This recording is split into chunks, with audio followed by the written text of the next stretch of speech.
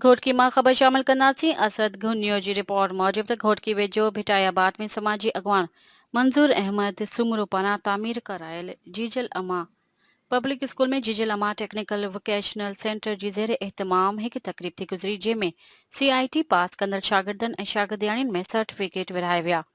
तकरीब जो मेहमान ख़ास DIG फिदा हुसैन मस्तोई हो, जॾहिं त एज़ाज़ी मेहमाननि में जस्टिस इकबाल अहमद मेहर, कर्नल मोहम्मद अमीन अहमद खान सोलंगी, प्रोफेसर अयाज गुल, प्रोफेसर सफर कल्होड़ो, शाहबुद्दीन भैयो, एडवोकेट गुल मोहम्मद मेहर हुआ।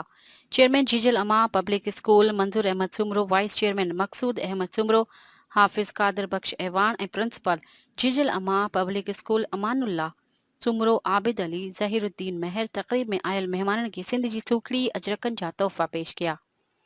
स्कूल जो दौरो हुनरी सिख्या, सिलाई, कढ़ाई, कंप्यूटर सेंटर ऐं क्लासनि जो दौरो कयो, जॾहिं त जीजल अमा स्कूल जे अङण ते ॿूटा पिणु पोखिया। इन मौक़े ते कामयाब शागिर्दनि में सर्टिफिकेट पिणु विरहाया विया। आयल महिमाननि पंहिंजी तकरीर में चयो त जॾहिं बि असां विज़िट कंदा आहियूं त हर दफ़े नवाण नज़र ईंदी आहे। सिंध समेत पाकिस्तान में मंज़ूर सूमरो जहिड़ा नेक दिल इंसान तमामु घटि मिलनि था। जीजल अमा स्कूल में 500 खां मथे शागिर्द ऐं शागिर्दियाणी मुफ़्त तालीम पिराए रहियूं आहिनि। सिंध संदसि वधीक चवणु हो त ही जॾहिं मां 2021 में आयोसीं हिन इदारे जो इफ़्तिताह करणु, उन वक़्तु ही तमामु नंढो इदारो हुयो ऐं के थोरा की 20-25 स्टूडेंट आहे जिन सां हिननि शुरूआति कई। हींअर जॾहिं अॼु 2 सालनि खां पोइ आयो आहियां त 500 स्टूडेंट आहिनि जंहिंजी इनरोलमेंट थी चुकी आहे। यूनिफॉर्म हिननि जे तरफ़ां आहिनि, सिलेबस बहितरीनु क़िस्म जो जेको हिते पढ़ायो थो वञे। उन सां गॾोगॾु जेके हुननि एड कया आहिनि 3 सेक्शन्स, उन में ICT आहे, जंहिंमें इंफॉर्मेशन टेक्नोलॉजी ऐं कंप्यूटर जा कोर्सिस बेसिक कोर्सिस आहिनि उहे पढ़ाया था वञनि। उन सां गॾु वोकेशनल टेक्निकल कोर्सिस आहिनि उहे कराया था वञनि। सिलाई कढ़ाई जा कोर्स कराया था वञनि ॿारनि खे। नियाणी सिलाई कढ़ाई करे ऐं 6 महीननि में तयारु थी हितां ट्रेनिंग वठी करे पंहिंजी ख़ानदानी कफ़ालत कनि थियूं। सोलर एनर्जी इंस्टॉलेशन पैनल जेके आहिनि सोलर इंस्टॉलेशन जो उन्हनि जा कोर्सिस कराया था वञनि।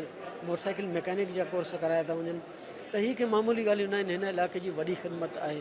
हीअ जेको जज़्बो आहे मंजूर साहब जो, इहो ॾिसी करे असांखे बेहद ख़ुशी थी आहे ऐं यकीनन सभिनी लाइ उत्साह आहे त पंहिंजे पंहिंजे इलाइक़े में जितां तव्हां वॾा थिया हो, जिते तव्हां तालीम वरिती आहे, जिते पैदा थिया हो, जिते बचपन में घुमिया फिरिया आहियो, त उन इलाइक़े जी कर्ज़ु लाहिण जे लाइ, ख़िदमत करण जे लाइ उते स्कूल जो तोहफ़ो ॾियणु ऐं वरी उन सां गॾोगॾु उन स्कूल खे निभाए पंहिंजे हथनि सां निभाए कंहिं मंज़िल ताईं बीहारणु हीअ का मामूली ॻाल्हि कोन्हे। सो आई होप जीअं त जीजल अमा पब्लिक स्कूल जेको KG क्लास खां वठी 7वीं क्लास ताईं आहे, इन में शागिर्दनि जी तादादु 500 आहे ऐं उन खां बाद में जीजल अमा नेशनल इंस्टीट्यूट जंहिंमें 163 शागिर्द ज़ेर तालीम आहिनि ऐं जीजल अमा स्कूल जे ज़ेर एहतमाम हलंदड़ हिकिड़ो मदरसो जंहिंजे अंदरि 150 शागिर्द जेके आहिनि रहाइश पज़ीर आहिनि, जंहिंखे दीनी तालीम बि ॾिनी वञे थी। ऐं अॼु जो हीउ जेको प्रोग्राम हुयो, इन में कंप्यूटर इंफॉर्मेशन टेक्नोलॉजी जा जेके शागिर्द जिन खे कोर्स पूरो कयो ऐं उन्हनि खे अॼु सर्टिफिकेशन जो कोर्स करायो वियो ऐं इहे तव्हांखे ॿुधाईंदे ख़ुशी थींदी त इहे सभु कोर्स हिते फ्री ऑफ कास्ट कराया था वञनि। अॼु ही इवेंट असल में हुयो पंहिंजो CIT जीजल अमा टेक्निकल एंड वोकेशनल इंस्टीट्यूट आहे असांजो जीजल अमा पब्लिक स्कूल सां गॾु ई गॾु असां सेकेंड टाइम में इन पंहिंजी बिल्डिंग में टेक्निकल वोकेशनल ट्रेनिंग्स कराईंदा आहियूं, जेके असांजी सराउंडिंग में रूरल एरियाज़ आहिनि उनजे नौजवान यूथ आहिनि, जंहिंमें गर्ल्स बॉइज़ ॿई आहिनि, जंहिंमें मुख़्तलिफ़ कोर्सिस कराईंदा आहियूं असां CIT DIT ऐं छोकिरियुनि जे लाइ specially embroidery and dress making जो कोर्स कराईंदा आहियूं। हींअर असां उन में मोटर बाइक ऐं इलेक्ट्रिक कोर्स बि इन में शामिलु कयो आहे। जेके अॼु जो कोर्स हुयो, अॼु उहो CIT कोर्स जी सर्टिफिकेशन सेरेमनी हुई, जेके असां हिकिड़ी बैच कंप्लीट करे वई आहे, जंहिंखे असां अॼु महिमाननि ख़ासि ऐं अॼु जे इवेंट जे थ्रू सर्टिफिकेशन डिस्ट्रीब्यूट कई आहे। ऐं हीअ जेके कोर्सिस असां जीजल अमा technical and vocational training centre J through करायूं था, इहे सभु फ्री ऑफ कास्ट आहिनि। इन में कंहिं बि क़िस्म जी काई फीस न वरिती वेंदी आहे। ऐं हिन बिल्डिंग जी ॻाल्हि कयूं त हीअ इंटरनेशनल लेवल जी स्टेट ऑफ आर्ट बिल्डिंग आहे, जंहिंमें हर क़िस्म जी सहूलियत मौजूदु आहे। असां वटि सोलर सिस्टम आहे।